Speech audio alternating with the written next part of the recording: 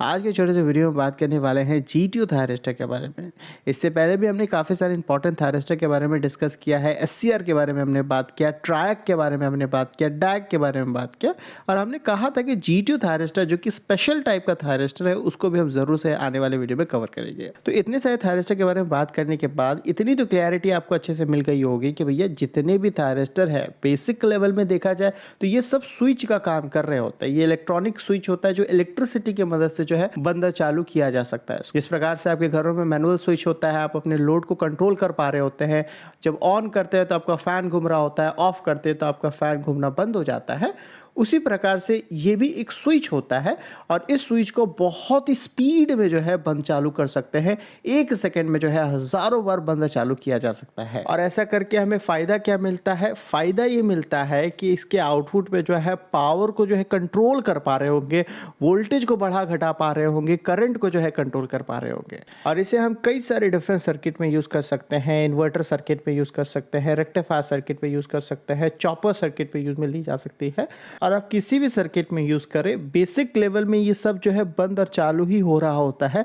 But इसको इस तरीके से स्मार्टली हम यूज़ करते हैं। कहीं पे ये एसी को डीसी में कन्वर्ट कर रहा होता है, कहीं डीसी को एसी में कन्वर्ट कर रहा होता है, कहीं फिक्स डीसी को वेरिएबल डीसी में कन्वर्ट कर रहा होता है, कहीं इसे वीएफडी में यूज़ कर हम मोटर के स्पीड को कंट्रोल कर रहे होते हैं। कहने का मतलब ये है कि इसको कई सारे तरीके से आप डिफरेंट एप्लीकेशन में यूज़ कर सकते हैं। और एक सवाल दिमाग में आता है कि इन सब थायरिस्टर में अंतर क्या है और कब कौन सा थायरिस्टर हमें यूज़ में लेना चाहिए। तो इनमें अंतर होता है रेटिंग का, कि आप जो सिस्टम डिज़ाइन कर रहे हैं वो कितने पावर, वोल्टेज या करंट पर ऑपरेट करवाने वाले हैं। अगर ज़्यादा रेटिंग का रिक्वायरमेंट है तो आप एससीआर यूज़ कर सकते हैं।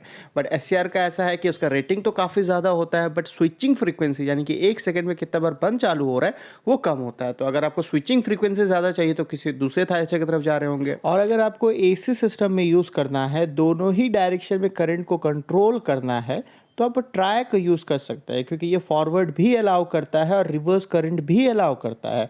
उस समय एससीआर आपका काम नहीं आएगा क्योंकि एससीआर में हमने देखा था सिर्फ वो फॉरवर्ड करंट को ही अलाउ कर रहा होता है और रिवर्स करंट को जो है वो ब्लॉक कर रहा होता है आपके नॉर्मल पीएन जंक्शन डायोड की तरह। अब ये जीटीओ का क्या कहानी है? तो देखिए, नाम से ही हमें काफ़ी कुछ पता चलता है। गेट टर्न ऑफ थायरिस्टर ये एक स्पेशल टाइप का थायरिस्टर है। जैसा कि हम नॉर्मल थायरिस्टर में हमने देखा था कि 3 टर्मिनल होता है, एनोड, कैथोड और गेट टर्मिनल। तो गेट टर्मिनल को हम यहाँ पे कंट्रोलिंग टर्मिनल कह रहे होते हैं जिसकी मदद से इसको कंट्रोल कर रहे होते हैं। और जीटीओ का ऐसा है कि इस गेट टर्मिनल की मदद से हम इसको ऑन तो कर ही सकते हैं जिस तरीके से हम बाद बाकी थायरिस्टर में ऑन कर पा रहे थे। साथ ही साथ इसी गेट टर्मिनल की मदद से हम इसको ऑफ भी कर सकते हैं जो नॉर्मल थायरिस्टर में पॉसिबल नहीं है।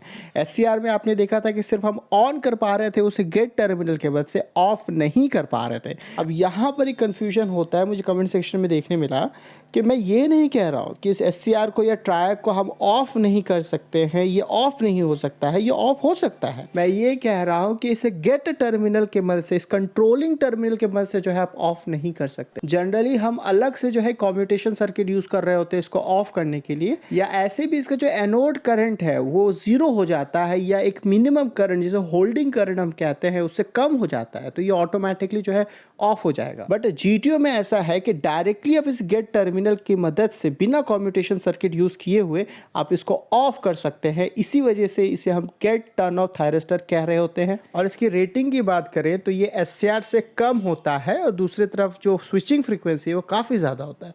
जैसा कि हमने आपको पहले ही बताया है कि ये जो रेटिंग है और जो स्विचिंग फ्रीक्वेंसी है ये दोनों इन्वर्स रिलेशन में होता है। तो एक चीज़ अगर आपको बढ़ता है तो दूसरा घटेगा ही घटेगा। ऐसा कभी नहीं हो सकता है कि रेटिंग भी बहुत ज़्यादा है और आपको स्विचिंग फ्रीक्वेंसी भी काफ़ी ज़्यादा मिल रहा है। और ये ऑन कैसे होता है? ऑन ऐसे होता है कि जब आप इसकी गेट टर्मिनल में पॉजिटिव करंट फ्लो करवाते हैं, पॉजिटिव पल्स देते हैं और वो एक मिनिमम करंट देते हैं जिसे हम लैचिंग करंट कहते हैं, तब ये ऑन हो जाता है। और अगर आपको बंद करना है तो इसी गेट टर्मिनल में जो है हम नेगेटिव पल्स देते हैं, उल्टे डायरेक्शन में जो है करंट फ्लो करवाते हैं। और ये जो टर्न ऑफ करंट है यानी कि वो जो मिनिमम करंट हम दे रहे हैं इसको टर्न ऑफ करने के लिए वो जनरली काफ़ी ज़्यादा होता है नॉर्मल जितना गेट करंट हम देते हैं ऑन करने के लिए। लगभग आपका एनोड करंट का 20 से 25% जो है आपको करंट देना पड़ता है तब जाकर के ये ऑफ कर पाते हैं। और इसी को टेक्निकल भाषा में कहा जाता है कि टर्न ऑफ गेन जो है जीटीओ का वो काफ़ी कम होता है। ये 4 से 5 के आसपास आपको देखने मिलता है। तो ये टर्न ऑफ गेन क्या है आपको समझ में आया? ये रेशियो होता है एनोड करंट और गेट करंट का। ये हमें यही बता रहा होता है कि कितना गेट करंट आपको देना पड़ रहा है एनोड करंट को जीरो करने के लिए। और अगर इसके सिंबॉलिक रिप्रेजेंटेशन की बात करें तो कुछ इस प्रकार से इसको रिप्रेजेंट कर रहे होते हैं। SCR को तो आपको पता ही है, इस तरह का दिख रहा होता है। तो इसमें क्या है ना, GTO में दोनों ही डायरेक्शन में आपको करंट दिख रहा होता है, या तो इस तरीके से बना दे या तो आप इस तरीके से बना दे एक डैश दे करके। और कंस्ट्रक्शन का ऐसा हिसाब है कि इसको भी हम सेमीकंडक्टर मटेरियल से बना रहे होते हैं। सेमीकंडक्टर क्या होता है आपको पता है, सिलिकॉन एटम को यूज़ करके जो मटेरियल हम बना रहे होते हैं वो सेमीकंडक्टर होता है। फिर हमने आपको बताया था कि दो प्रकार का सेमीकंडक्टर आपको देखने मिलता है, एक को पी टाइप सेमीकंडक्टर बोल रहे होते हैं, दूसरा एन टाइप सेमीकंडक्टर होता है। और ये पी टाइप एन टाइप कुछ नहीं है, उसी सिलिकॉन एटम में वो जो प्योर मटेरियल आपने बनाया था उसी में बाहर से दूसरा एलिमेंट को जब हम ऐड कर रहे होते हैं, जैसे डोपिंग कहा जाता है, तो फिर वो आपका जो है पी टाइप बनता है और एन टाइप बनता है। जब आप प्योर सिलिकॉन मटेरियल में बोरोन को बाहर से ऐड कर रहे होंगे तो जो मटेरियल आपका बन रहा होगा वो पी टाइप सेमीकंडक्टर होगा।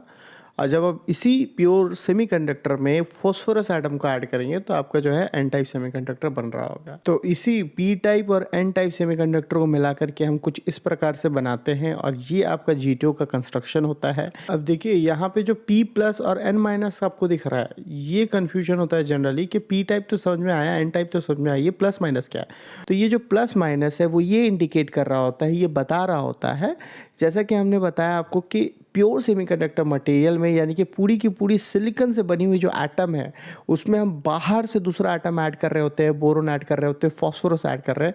तो वो कितना ज़्यादा हमने ऐड किया है, अगर प्लस सिंबल है तो इससे हमें ये समझ में आ रहा होता है हमने बहुत ज़्यादा उसमें बाहर से एटम को ऐड किया है, यानी कि वो हाईली डोप्ड है।